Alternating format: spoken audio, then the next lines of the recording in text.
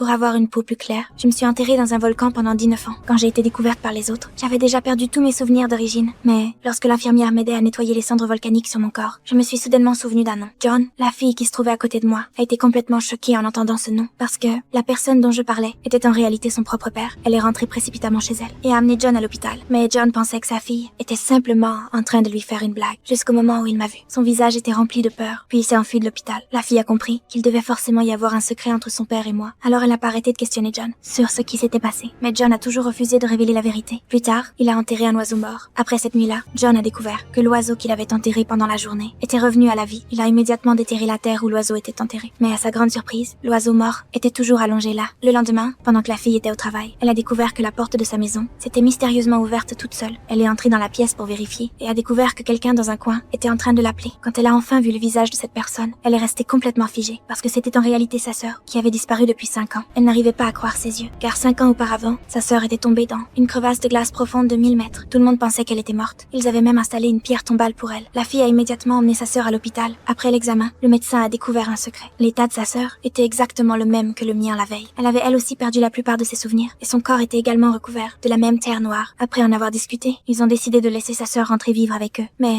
une fois rentrée à la maison, sa sœur est devenue extrêmement froide envers sa famille. Elle est allée seule jusqu'à sa propre tombe et l'oiseau mort était posé sur la pierre tombale. Elle a tendu la main. La seconde suivante, l'oiseau s'est envolé et s'est posé sur sa main. La fille a été témoin de toute la scène. Pour découvrir la vérité derrière tout cela, elle est immédiatement rentrée chez elle, mais elle a découvert que quelque chose semblait être caché sous le plancher.